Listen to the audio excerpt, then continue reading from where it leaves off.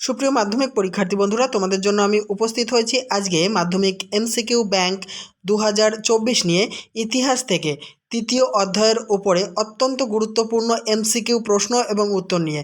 এর আগে কিন্তু প্রথম ও দ্বিতীয় অধ্যায় আমি আলোচনা করেছি এমসিকিউ ব্যাংক থেকে। যদি ওই পর্বের ভিডিও না দেখে থাকো, আমার চ্যানেলটি সাবস্ক্রাইব করে নিয়ে পাশে থাকা বেল বাটনটি দাবিয়ে অল করে নাও এবং আমার চ্যানেলের প্লেলিস্টে চলে যাও। ওখানে এমসিকিউ ব্যাংক, ইতিহাসের শর্ট কোশ্চেন সমস্ত কিছু পেয়ে যাবে। চলো দেখে নেওয়া যাক আজকের তৃতীয় অধ্যায়ের অত্যন্ত গুরুত্বপূর্ণ এমসিকিউ প্রশ্ন এবং উত্তরগুলি। দেখো, তৃতীয় অধ্যায় হচ্ছে প্রতিরোধ ও বিদ্রোহ, বৈশিষ্ট্য ও বিশ্লেষণ। প্রথম প্রশ্ন, বিপ্লব কথাটির অর্থ হলো অপশন ক আমূল পরিবর্তন। দামিন ই কোহ বলতে বোঝায় পাহাড়ের প্রান্তদেশ। দ্বিতীয় অরণ্য আইন 1878 খ্রিস্টাব্দ লাভবান হয়েছিল ব্রিটিশ সরকার। পরের প্রশ্ন উত্তর, সাঁওতাল বিদ্রোহ সংগঠিত হয়েছিল 1855 খ্রিস্টাব্দে। বাংলার নানা সাহেব বলা হতো রামরতন মল্লিককে। ইংরেজদের বিরুদ্ধে সিংভূম সীমান্তে প্রতিরোধ গড়ে তোলে কোল উপজাতিরা। মুন্ডা বিদ্রোহের আর এক নাম হল উলগুলান। চুয়ার বিদ্রোহের নেতা ছিলেন দুর্জন সিংহ। চুয়ার বিদ্রোহে প্রথম নেতৃত্ব দিয়েছিলেন জগন্নাথ সিংহ। 10 নম্বর, 1878 খ্রিস্টাব্দের অরণ্য আইনে অরণ্যকে ভাগ করা হয় 3টি স্তরে। প্রথম ঔপনিবেশিক অরণ্য আইন চালু হয়েছিল অপশন খ 1865 খ্রিস্টাব্দে। ওয়াহাবি শব্দের অর্থ হল নবজাগরণ। সুইমুন্ডা নেতৃত্ব দিয়েছিলেন কোল বিদ্রোহ। কোল বিদ্রোহের নেতৃত্ব দিয়েছিলেন বুদ্ধ ভগত।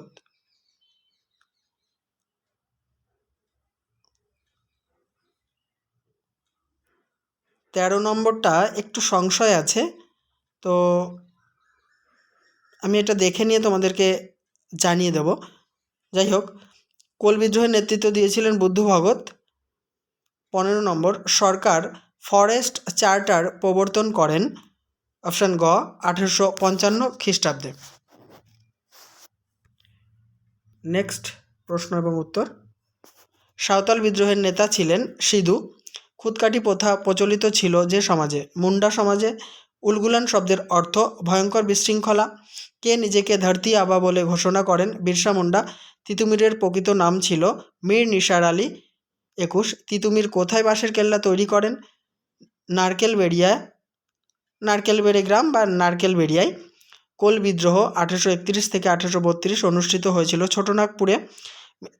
মেদিনীপুরের লক্ষ্মীবাঈ নামে পরিচিত ছিলেন রানী শিরোমণি। বারাসাত বিদ্রোহের নেতৃত্ব দেন তিতুমির।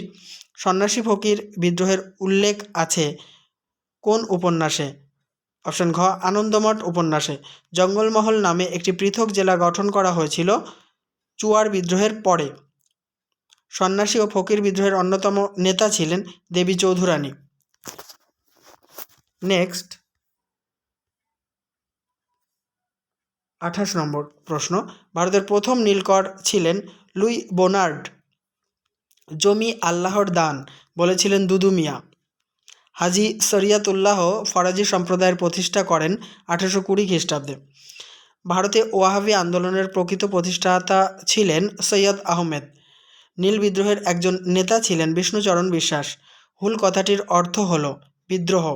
পঞ্চম আইন পাশ হয়েছিল 1830 খ্রিস্টাব্দে। নীল কমিশন গঠিত হয় 1860 খ্রিস্টাব্দে। নীলদর্পণ নাটকটি রঙ্গালয়ে প্রথম অভিনীত হয় 1872 খ্রিস্টাব্দের 7ই ডিসেম্বর। মীর নিসার আলীর নেতৃত্ব দিয়েছিলেন বাংলার ওয়াহাবি আন্দোলনে। নীল বিদ্রোহের প্রথম শহীদ ছিলেন বিশ্বনাথ সর্দার।